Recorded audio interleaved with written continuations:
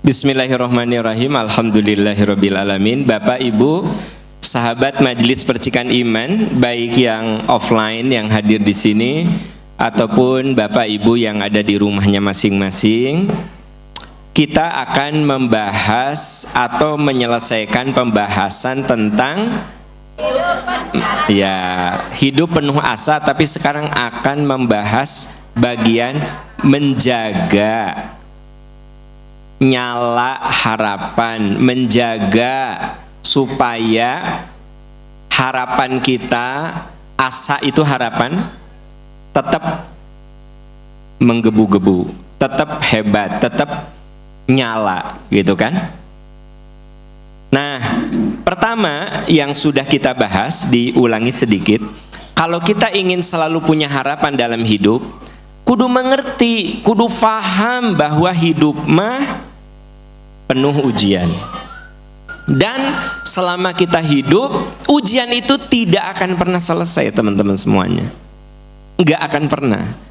Kalau kita lihat seseorang itu seperti tidak punya ujian, bukan tidak punya ujian, dia bisa menyelesaikan ujian. Saya kalau ketemu Ustadz Aan, seperti tidak pernah ada ujian. Ya, tenang ya kan, tuang raos anjeunna gitu. Bobot tibra.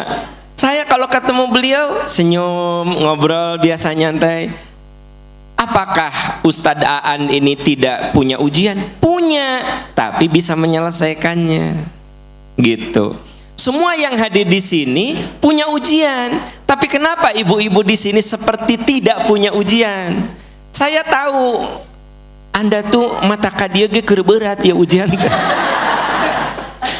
Dah kalau tidak punya ujian mata kadia Anda teh. Kenapa ibu ngaos? Tos teu kiat, paham. Nah, ya. Tapi bagus karena saya pernah sampaikan pada Anda. Bedanya ujian hidup dengan ujian sekolah. Kalau ujian sekolah itu Anda belajar dulu. Pelajaran A, pelajaran B, pelajaran C, sampai pelajaran Z. Lalu adalah ujian. Jadi setelah Anda belajar baru ujian. Makanya ujian sekolah mah bisa diprediksi. Kayaknya keluar tentang ini, kayaknya keluar tentang ini. Ya, karena ujian sekolah itu diberikan saat kita sudah belajar. Tapi ujian kehidupan dibalik. Kebalikannya, Anda diuji dulu, kita diuji dulu, baru belajar. Makanya saya tidak heran kalau yang datang ke sini adalah orang-orang yang sedang diuji sama Allah, lalu belajar. Justru bagusan gitu, daripada udah diuji nggak mau belajar lagi. Ya, jadi sebenarnya hal yang wajar ketika kita dekat sama Allah. Justru pada saat ujian itu begitu berlimpah. Pak Am, dulu saya emang nggak pernah ke pengajian, tapi setelah saya nikah, kan suami saya teh, ya Allah Pak Am, ya Pak Am, suami saya teh, sampai saya teh udah capek gitu kan. Jadi abdi teh tebih-tebih ke MPI Pak Am, anggap teh hiburan ke abdi. Ya nggak apa-apa, ya. Daripada datang ke tempat yang nggak benar, mendingan datang ke pengajian, ya kan? Gitu. Nah, jadi pahami hidup mah ujian, ya, pahami. Dan sampai kita mati ujian nggak selesai. Ujian kita selesai saat kematian menjemput kita, gitu. Bahkan di akhir hayat pun kita masih diuji, bos. Bisa diuji dengan penyakit, bisa diuji dengan keputusasaan. Kan ada orang yang diuji dengan penyakit sampai akhirnya wafat. Nah, itu kan ujiannya sampai di situ. Ya. Nah, ayatnya sudah saya sampaikan, surat Al-Ankabut ayat 1 sampai 3, juga Al-Baqarah ayat 214. Nah, itu yang pertama. Yang kedua, pahami bahwa ujian itu bentuk kasih sayang Allah. Nah, ini. Jadi pahami bahwa ujian itu bentuk kasih sayang Allah. cara pandang terhadap sesuatu itu menentukan bagaimana sikap kita. Ya. Kalau Anda memandang yang memberikan ujian itu nyiksa Anda, mempersulit Anda, maka Anda akan menyikapinya positif apa negatif? Negatif. Tapi kalau Anda mendapatkan ujian dari seseorang dan mengatakan, dia ingin saya lebih pintar dari dia, ingin berilmu lebih dari dia, maka Anda senang, karena itu gambaran cinta orang itu kepada kita. Contoh, saat kuliah itu ada dosen yang ini pengalaman pribadi asli, pokoknya engke kamu hati-hatinya, pembimbingnya jangan ini waktu S2. Kenapa? Ribet sih ya, ribet nah luar biasa. Pokoknya mah wah dia mah susah, kamu susah lulus, ribet. Pokoknya jangan aja kamu minta si ini gitu. Sebetulnya namanya Aan. Pokoknya tongku Aan be. Ini pengalaman saya waktu S2 kan. Pokoknya jangan kuaan. Dia mah ribet rudet, kamu salah koma aja disuruh benerin lagi. Wah gitu, dengerin sama saya. Kan kita teh kalau mau pembimbing boleh mengajukan nama. Justru makin banyak yang ngomong gitu, saya ngajukan nama itu supaya di ACC. Bukan legegnya, jadi maksudnya saya mah sudut pandang begini. Saya tanya, kenapa? Ribet, teorina kudu banyak, titik salah, koma salah, dicoret, dibalikin deui. Ari saya mah menganggap ini guru yang bagus. Paham nggak? Ari sebagian teman saya mah killer sih ya. Enggak, ini sudut pandang kan? Dengar dulu cara pandang. Tahu nggak Bu? Saya mah langsung beliau itu saya cantumkan di saat permohonan pembimbing nomor 1 beliau tulis namanya. Nuka 2 malah nuku mahawe. Pokoknya namanya. Bu, tahu nggak? Benar saya di ACC.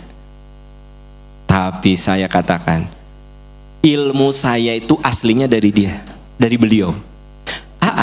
Iya teh teori teh. Iya bener Bu, tiap datang curhat-coret. Wah, iya teh mana ya teh teorinya? Mana ini teh konsepnya? Nggak nyambung itu antara teori dan konsep. Ya.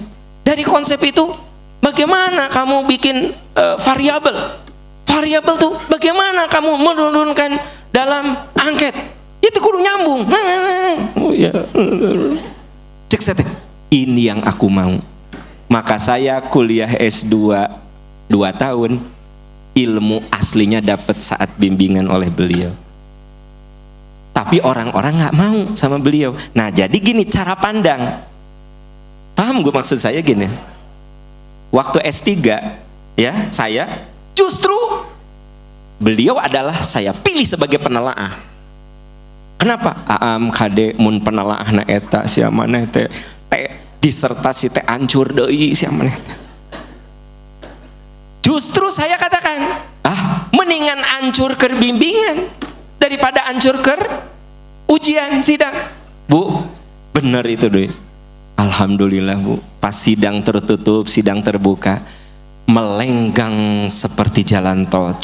Kenapa? Digeder, wah gitu kan. Nah gitu nih adik-adikku tercinta, kalian itu jangan kalau awas itu mah dosennya ribet apa. Justru kalian harus melihat bahwa itulah orang yang teliti, itulah orang yang benar-benar membimbing, itulah orang-orang yang mengarahkan kita. Saya waktu S2, S3 itu selalu beliau ditempatkan oleh saya, yang mana dulu itu diwanti-wanti, jangan, kamu tuh jangan. Itu sudah turun-temurun tah. Sama saya dia, enggak, saya bilang bahwa apapun yang menimpa kita bentuk kasih sayang Allah. Berarti kan cara berpikir. Paham Bu? Ketika pembimbing itu ribet, sebenarnya bukan ribet, dia pengen kamu tuh kudu bener kalau nulis teh. Kamu tuh kalau jadi ilmuwan tuh kudu bener-bener jadi ilmuwan, jangan ngasal ya gitu. Baca ini, baca ini, baca ini. bukan killer. Oh, ini guru yang benar mah kayak gini. Jadi sudut pandang saya seperti itu, tapi sudut pandang orang lain mah hese sia maneh teh moal maneh pusing sia. Tah, paham ya? Jadi gini maksud saya, kalau Anda menganggap ujian dari Allah itu azab, siksa, ya cara pandang Anda, ya Allah, kenapa Engkau menyiksa saya? Tapi kalau Anda melihat ujian itu, saya lagi disayangi Allah, benar Allah tuh lagi sayang sama saya. Ku anak diuji, ku suami mati awal nikah geus ujian kan gitu. Ku penyakit diuji, mertua ujian, Gusti Allah. Terima kasih ya Allah, Engkau sayang banget sama aku ya Allah. Kan gitu. Engkau sayang banget sama aku ya Allah. Engkau sayang banget ya Allah. Gitu kan? Beda dengan kenapa Engkau menguji ini?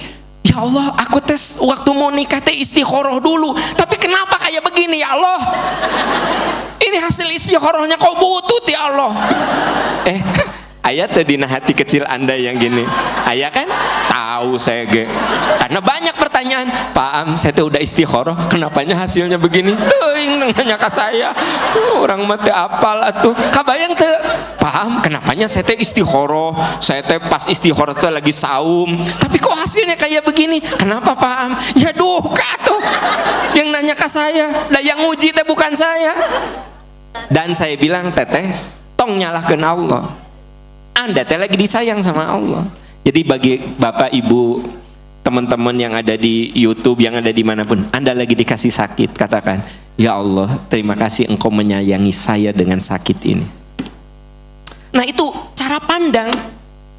Dikasih dosen anu tadi teliti, terima kasih ya Allah, dengan dosen seperti ini saya yakin ilmu saya semakin bertambah. Begitu. Jadi cara pandang lah, gitu, cara pandang. Ibu bapak, percikan iman mungkin bagi teman-teman yang ada di daerah Banjaran, Dayeuhkolot, daerah itu apa? Ciparai, Arjasari kan dekat. Tapi kan di sini ada orang Lembang, ada orang Cimahi, ada orang Ujung Berung. Nah, bagi Anda yang jauh-jauh katakan, terima kasih ya Allah, luar biasa. Ini percikan iman benar-benar akan meluluh lantahkan dosa-dosa saya ya Allah. Berikan motor panas kan gitu ya Allah. Ini dosa-dosa saya. Kecet-cecet teh mogok motor teh. Didorong dah. Bu, kalau Anda mengatakan, ya Allah, kenapa kok Engkau memberikan kesulitan padahal aku teh mau ngaji ya Allah, Anda capek. Tapi kalau aduh bener nih, Allah lagi sayang sama saya. Jadi ini cara pandang, fahami apa yang menimpa kita, yang jadi ujian kita adalah kasih sayang Allah. Ya, paham? Sob, Anda nih, yang kita semua nih, apa ujian yang sedang Anda hadapi sekarang ini? Katakan, beginilah cara Allah menyayangi saya. Tapi kalau Anda mengatakan, jigana orang keur disiksa ya ku Allah ya. Dosa naon sayanya? Ya pasti keur diazab ya, keur diazab. Dosa apa? Buang cara seperti itu. Ya. Makanya kalau Anda kena ujian, alladzina idza asobatum musibah qalu, coba buka Al-Baqarah, coba buka Al-Baqarah. Walanabluwannakum bisyai'im minal khauf. Itu dulu. Surat Al-Baqarah 157 kalau enggak. 155 apa 157? 155 Ustadaan. 155 Ustadz sampai dengan 157. 155 sampai 157. Sudah ada? Baik. Kita baca sama-sama ta'awuz.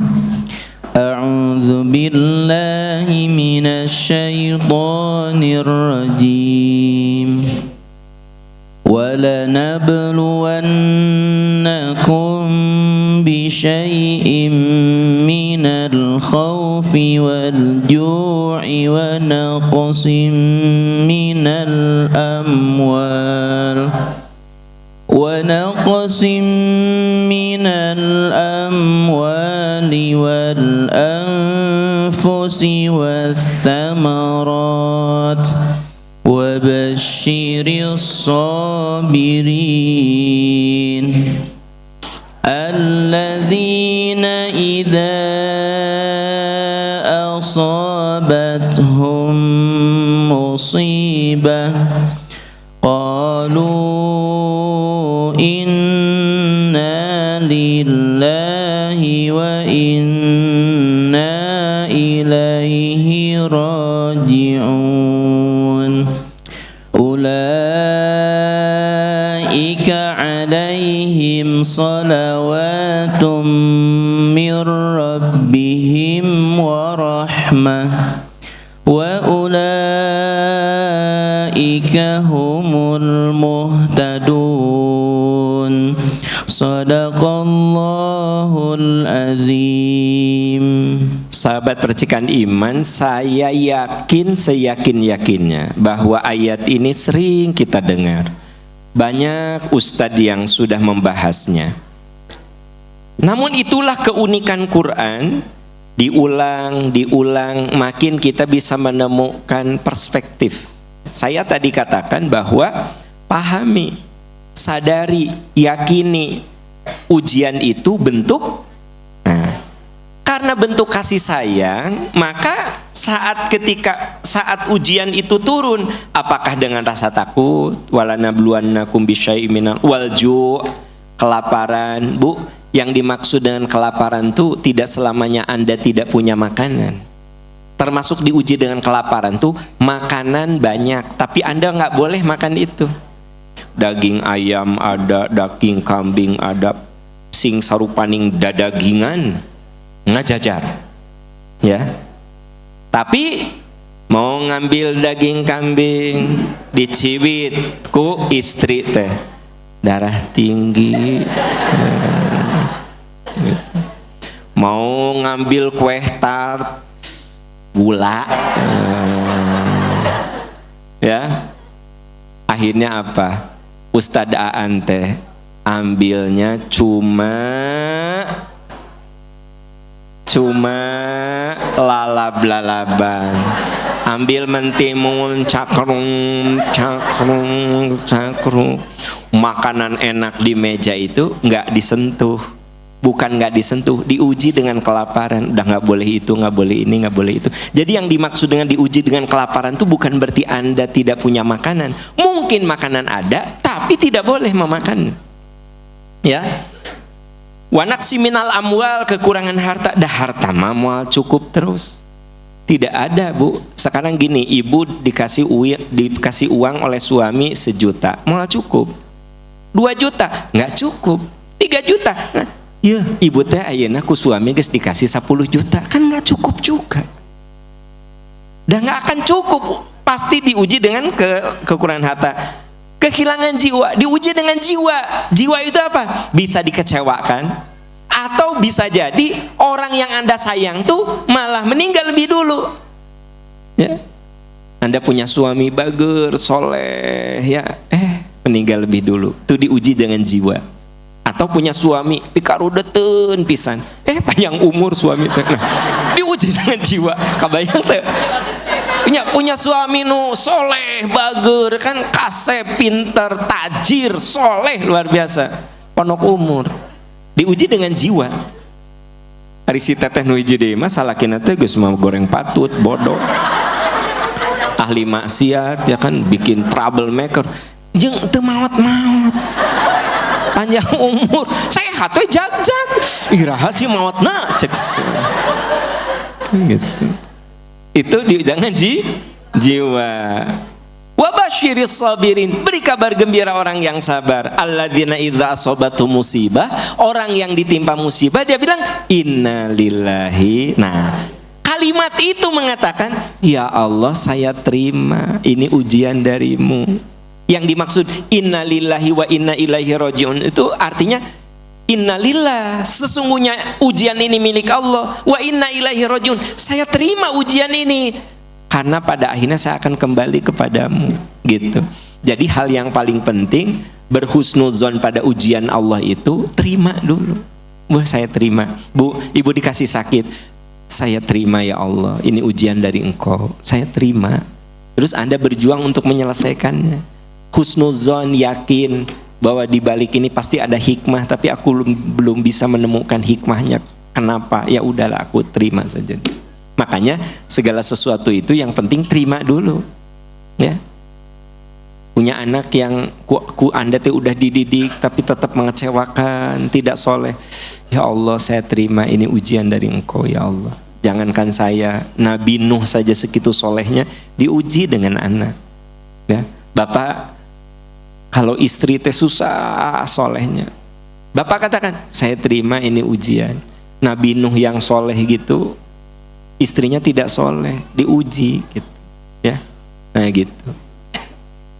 Ibu kalau punya suami nggak soleh, bayangkan, Asia saja diuji dengan Fir'aun yang kerjaannya nyembelih orang. Suami saya makan nyembelih hayam lah. Belum nyembelih orang, ari Fir'aun menyembelih hayam, ya, nyembelih bayi, ya Allah, saya mah terima lah punya suami kayak begini. Pokoknya saya mah kasih aja kesabaran. Nah gitu. Jadi ternyata terima dulu. Ya, pokoknya nerima aja, ya sudah terima. Teman-teman perjalanan dari Jatinangor ke sini, ya ternyata motornya mogok atau macet, terima aja, ya udah saya terima. Dan ya Allah, beginilah Engkau menyayangi saya, gitu. Kalau kita jadi guru, Bu, kan guru teh aya nu muridnya kan aya nu pinter, bager, aya nu bodoh, bangor kan gitu. Keur mah bodoh bangor deh kan aya oge nu pinter bangor kan, itu mah leuheungnya udah teh. Ieu mah keur mah bodoh bangor kan, caludih dia gitu kan. Bayang tuh, bodoh bangor caludih. Nah ya, yang tidak ngerti bahasa Indonesia, caludih itu kumal dekil. Murid teh jabat dekil, jabat bodoh, jabat troublemaker, jabat bikin masalah. Terima aja di gini, udah aku terima, ini bagian dari jalan yang Allah kasih, aku diberi murid seperti ini, terima. Jadi apapun terima aja dulu, ya. Nah itu yang disebut innalillahi wa inna ilaihi rajiun, itu artinya semua milik Allah kembali kepada Allah. Maksudnya saya terima, ya udah saya terima, mau apa lagi, saya terima aja, gitu. Ya, dengan menerima lapang hati maka kita punya energi dan kita nanti berhusnuzon kepada Allah. Makanya pahami apa yang menimpa kita, ujian yang menimpa kita itu cinta Allah. Dari mana kalimat cinta Allah? Lihat ayat 157-nya. Ulaika alaihim sholawatu mir rabbihim. Mereka itulah orang yang memperoleh ampunan dan rahmat. Apa rahmat? Cinta. Dan dengan cinta itu dosa-dosa kita diampuni. Kebayang gak Bu? Ujian yang kita lewati itu, makanya kita harus selalu punya harapan, harus asa kita, harapan kita harus selalu menyala, karena kita yakin bahwa apapun yang menimpa diri kita yang tidak mengenakan, sebenarnya itu cinta Allah kepada kita. Ketika seorang guru memberikan tugas kepada murid, murid tidak tahu kalau tugas itu akan bermanfaat bagi dia di kemudian hari, tapi dianggapnya beban. Nah, boleh jadi kita sama Allah diuji, rasanya beban, tapi sebenarnya begitulah cara Allah menyayangi kita untuk supaya masa depan kita lebih bahagia. Teman-teman, ada orang yang ketemu saya, Pak Am, dulu saya tuh berontak kenapa saya tuh udah istikharah tapi dikasih suami yang kayak begitu ya. Dulu mah Pak Am, waktu belum nikah, suami saya teh saum Senin Kemis, tahajud, kan suka dulu mah bukan WA, SMS cenah. Neng cenah. Neng tong hilap tahajud cenah. Ieu zaman zaman BlackBerry, BlackBerry. Udah gitu masih SMS, dan nu dikuplak-kaplek teh geuning si HP na teh. Ya. Selalu gitu, jam 3 teh geus WA. Neng tong hilap tahajud. Ameh dicintai Allah. Saya teh paham, calon suami saya teh ngingetin saya sholat, ngingetin. Saya teh dulu tidak dihijab, paham. Dia yang nganjurin. Makanya saya mantep. Inilah suamiku terbaik. Ya. istikharah, minta restu ke orang tua, semua restu gitu. Pak ternyata ya Allah penipu besar, Pak. Ternyata boro-boro tahajud dia teh, sholat wajib juga jarang. Berarti dulu tuh dia cuma WA, Neng tong hilap tahajud sare deui jika nama nena teh. Jadi dia teh alarm korejat jam 3, Neng tahajud gitu. Pencitraan banget gitu loh, ya kan? Jadi dia bilang, ini apa ya Pak? Nah, saya tuh kecewa. Saya sempat, na'udzubillah Pak, saya teh kalau ingat saya teh kayak menggugat. Kenapa ya Allah? Saya teh udah berusaha cari suami yang baik, saya istikharah, tapi ke suami saya kayak gini kan gitu. Dulu mah saya teh berontak Pak. Tapi sekarang saya menemukan hikmahnya. Itu yang membuat saya jadi dekat sama Allah. Jadi saya tuh rindu gitu ke pengajian, saya rindu, tahajud saya rindu, saum Senin Kemis saya rindu, baca itu saya tuh jadi rindu. Karena itu seperti pelarian saya dari seluruh beban. Nah, begitulah Allah menyayangi kamu. Meureun mun suami kamu soleh, suamimu nu berat ngadepin kamu, cek aku. Kebayang teh? Nah, mun suami kamu soleh, kamu teh soleh, kan suamimu yang berat. Akhirnya kan kamu berat, kamu yang dekat sama Allah. Nah jadi Bu, boleh jadi Allah mau menyayangi kita tuh dengan banyak cara, tapi kita tidak tahu. Makanya ulaika alaihim sholawatu mir rabbihim wa rahmah. Bagi mereka itu ampunan dan rahmat, ya. Wa ulaika humul muhtadun. Mereka itulah orang-orang yang berdapat petunjuk. Terus begini, Ibu Bapak, tidak ada ujian yang kebetulan. Itu teh Allah berkehendak. Ya. Misalnya aya nu diuji ku rorombeheun. Teman-teman yang ada di YouTube yang dari berbagai negara ya. Rorombeheun itu adalah perpecahan di ujung-ujung tumit. Jadi kalau Anda mengalami perpecahan, pecah-pecah di ujung tumit, sampai sepatu robek, kaos kaki robek, itulah bahasa Sundanya rorombeheun. Nah, Anda pikir itu bukan karena kehendak Allah. Ya. Nah, bisi disangka ayatnya, bisi disangka ngarang, bahwa semua ujian itu atas kehendak Allah. Ya. Sudah ada catatan di lauhul mahfudnya, si fulan diuji dengan ini, si fulanah diuji dengan ini, si A diuji dengan ini, si X, si Y, si Z. Sudah ada min qabli an nabro'aha. Sebelum makhluk itu ada, sudah ada. Kira-kira orang ini akan diuji dengan apa? Ustadz, coba lihat teman-teman Al-Hadid ayat 22-23. Sudah ada semuanya Bu? Pak? Oke, baik, kita baca ta'awudz sama-sama. A'udzu billahi minasy syaithanir rajim.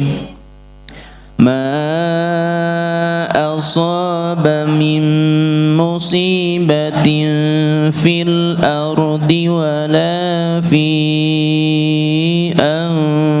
anfusikum ولا في أنفسكم إلا في كتاب من قبل أن نبرأها إن ذلك على الله يسير لكي لا تأسوا على ما فاتكم ولا تفرحوا بما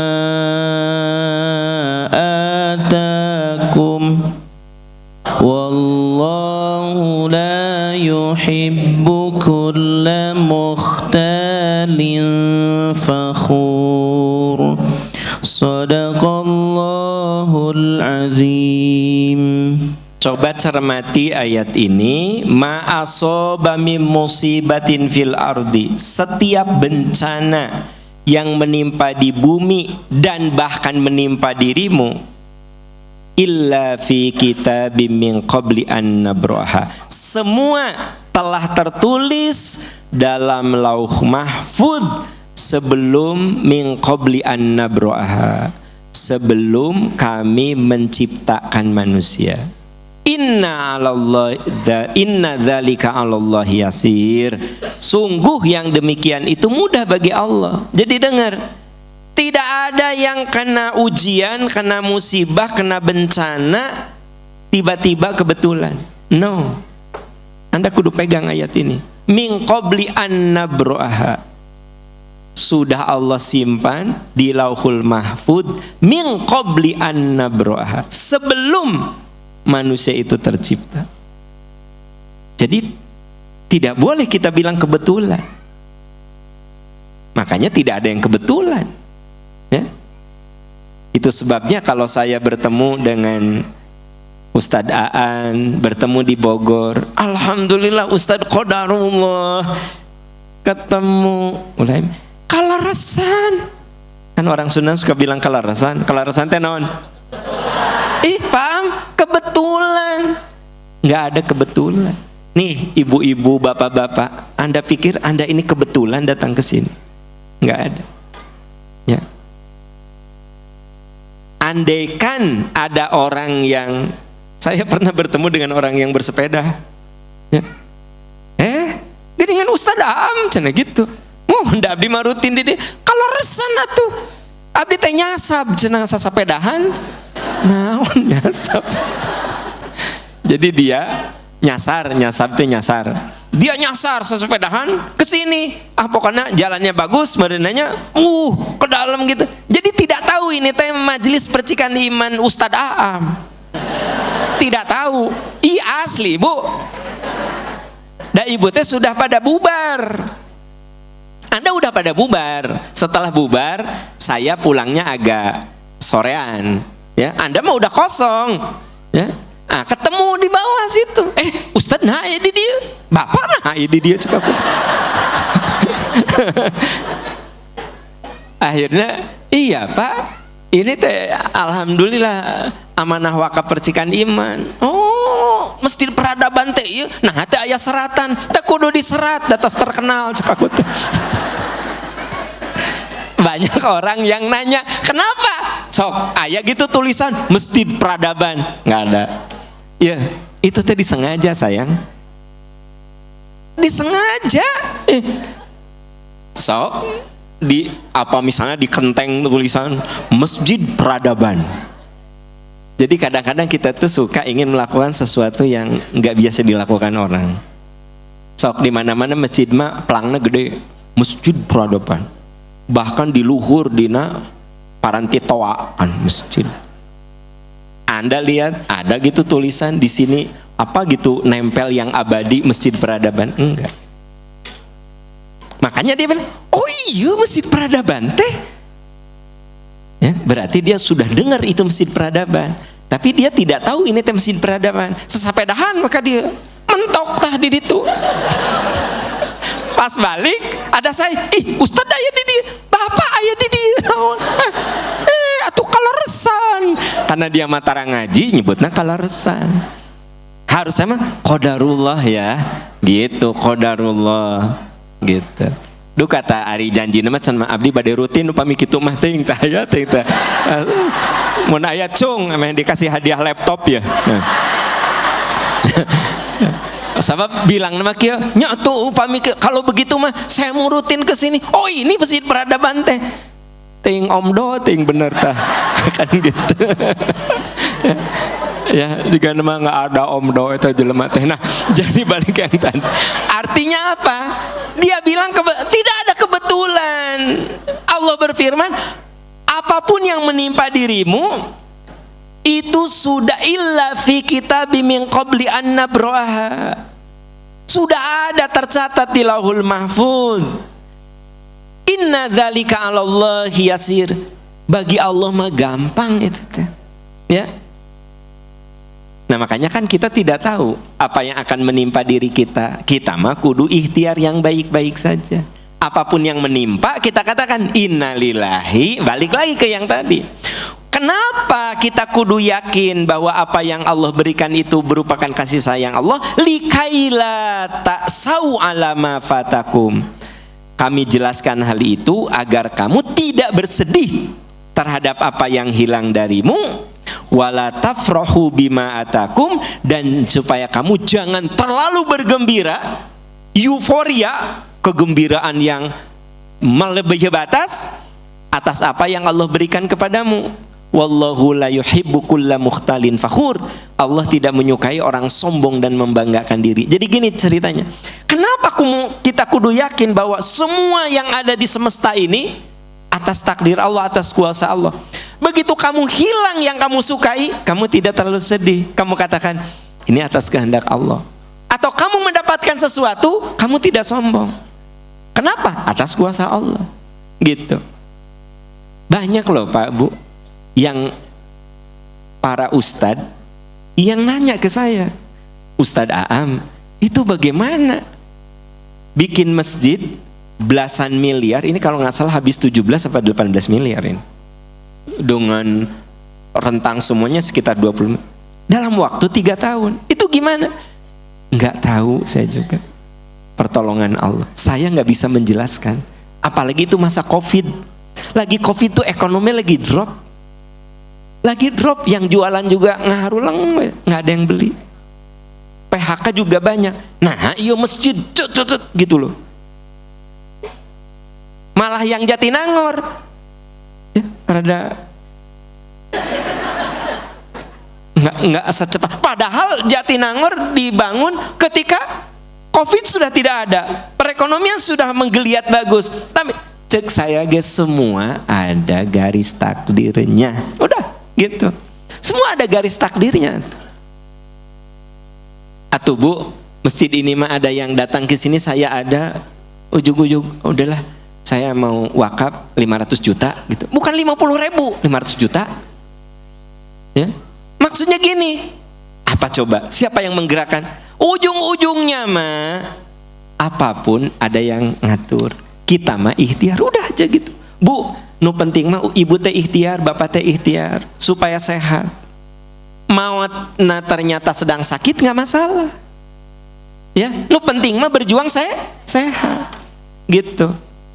Sok berjuang didik anak.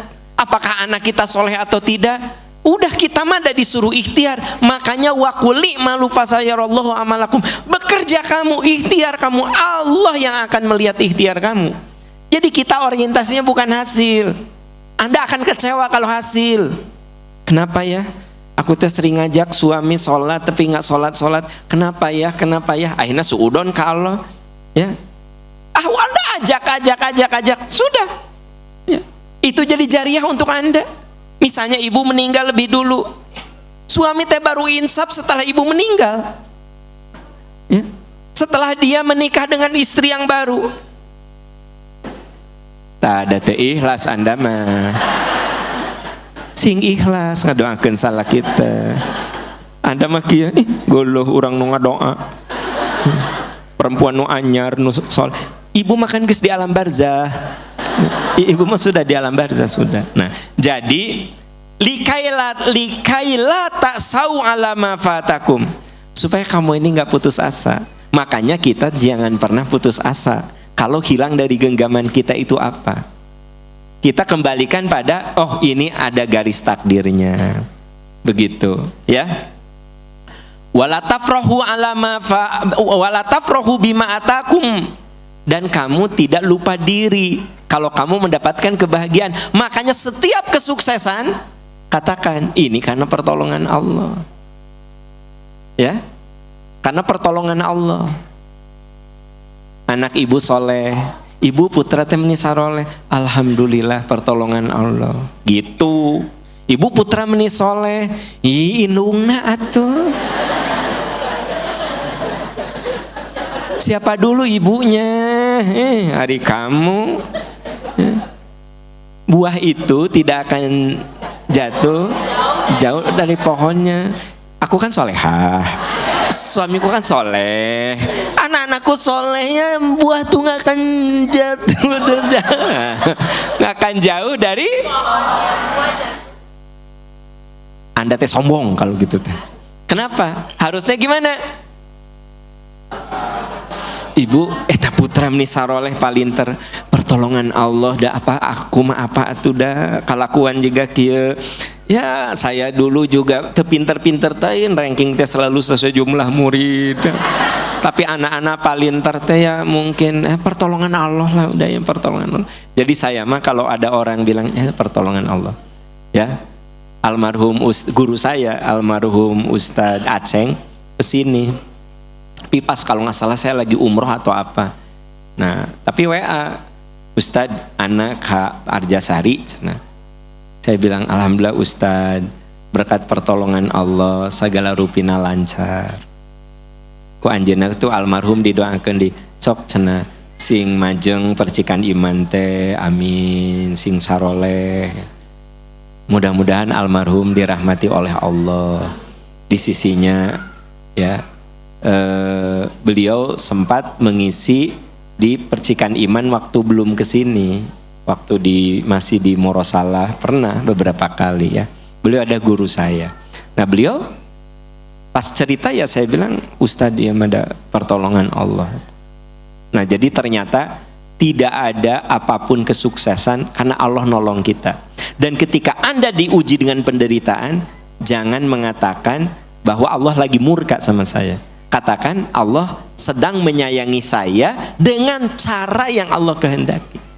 Ya, betapa banyak kan orang jadi makin soleh karena penderitaan, betul nggak? Nah, paling ada beberapa catatan. Anda pernah dengar ada musibah, ada azab, ada ujian. Apa bedanya? Nah, kalau musibah, penderitaan atau kesulitan yang terjadi karena keteledoran kita, itu namanya musibah.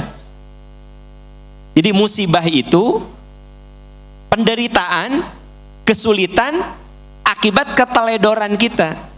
Anda bawa mobil ugal-ugalan sampai cilaka, jangan bilang ujian, eta mah musibah. Kenapa? Karena ada andil kita. Ini dijelaskan di Asy-Syura ayat 30. Ya. Asy-Syura ayat 30. Jadi musibah itu penderitaan atau kesulitan akibat keteledoran kita. Teledor gitu. Ya. Teledor. Akibat Asy-Syura ayat 30. Ustaz Asy-Syura ayat 30. Baik, kita sama-sama baca ta'awudz bersama-sama. A'udzu billahi minasy syaithanir rajim. Wa ma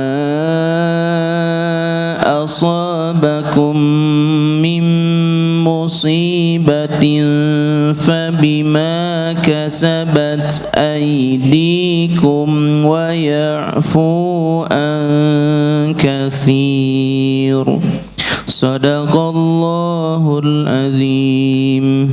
Coba cermati ayat itu baik-baik. Wa ma asobakum mim musibatin.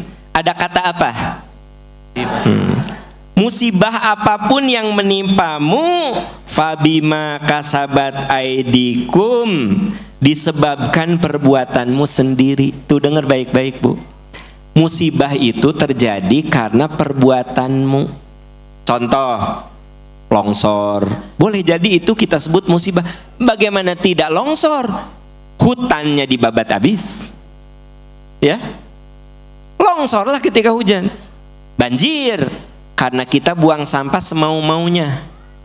Berarti banjir kalau dikarenakan sungai-sungai itu tertutup sampah sehingga terjadi banjir, ya. Atuh di Bandung mah aya nu buang spring bed atuh. Pernah kan aya beritana sampai spring bed cece.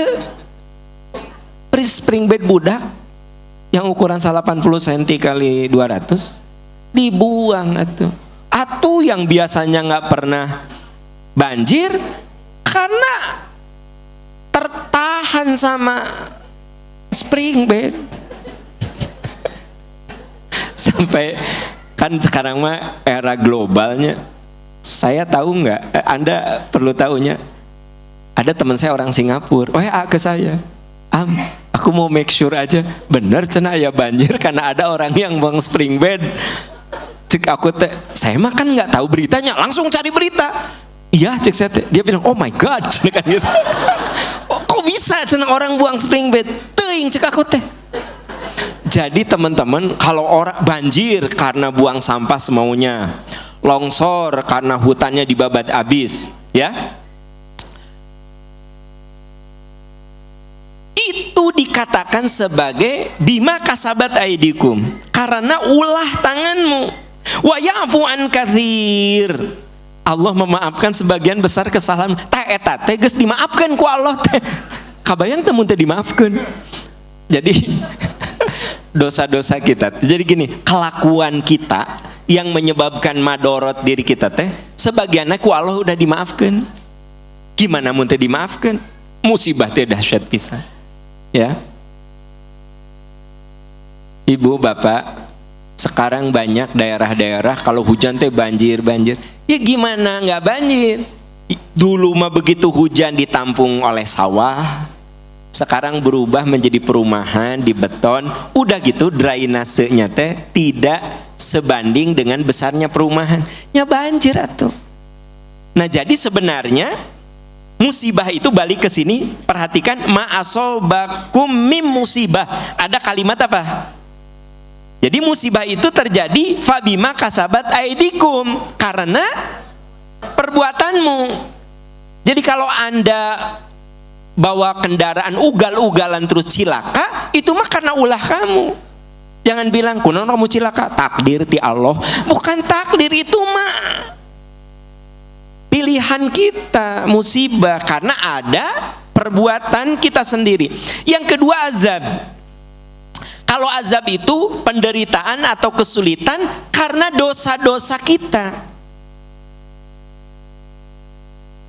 Penderitaan atau kesulitan akibat dosa-dosa kita. Ibu bapak, kalau kita menghadapi kesulitan, kita menghadapi ketidaknyamanan, ya Allah, kalau yang menimpa diri saya ini karena dosa-dosa saya, ampuni ya Allah. Karena boleh jadi dosa itu bisa menyebabkan sesuatu yang tidak enak pada diri kita.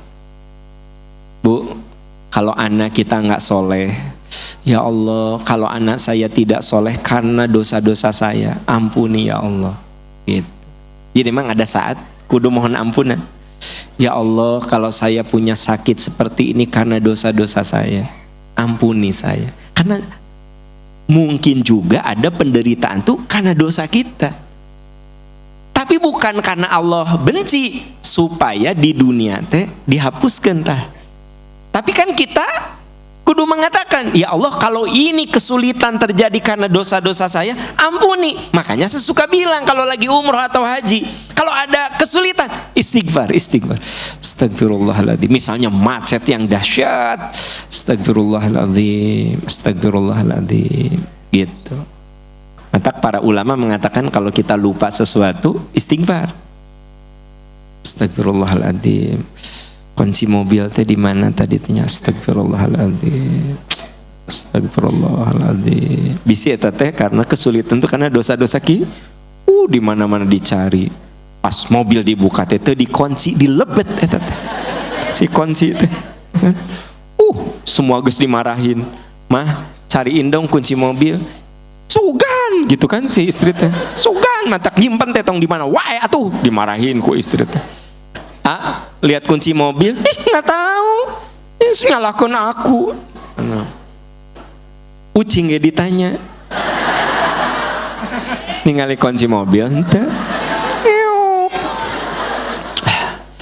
duduk weh, bapak teh, astagfirullahaladzim, dililaci nggak ada, astagfirullahaladzim, juk aya ide weh, muka pantau mobil. Geningan candi kunci. Jadi semalaman si kunci teh aya dina mobil gitu. Jadi kalau ada kesulitan sok istighfar. Bisi itu teh kesulitan karena dosa-dosa kita. Ya? Salaki susah diajak sholat, tatap astagfirullahaladzim. Astagfirullahaladzim. Pek suami kalah bilang auzubillahi minasyaitonir rajim. Ya, Ya.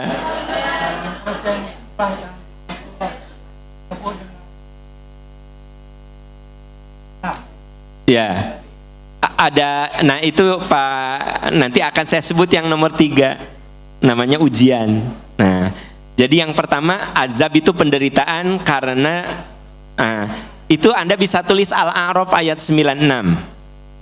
Al-A'raf ayat 96. Nah, yang ketiga ini menjawab pertanyaan Pak Ilham, ujian.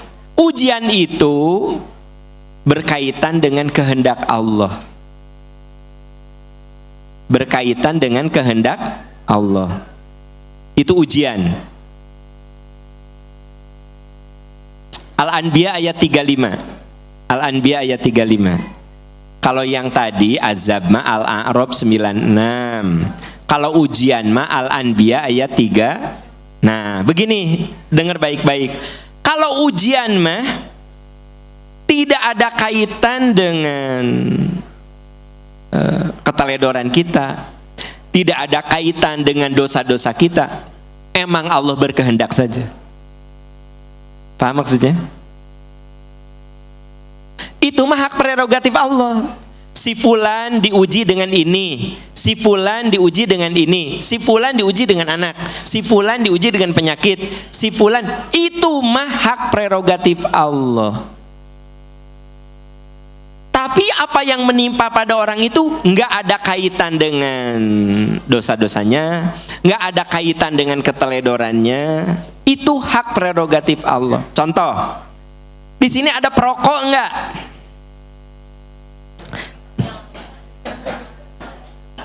Alhamdulillah di masjid mah tidak ada yang merokok, oke? Nah, di luar masjid. Nah, tapi oke, saya ingin tanya. Ada enggak perokok yang kena kanker paru-paru?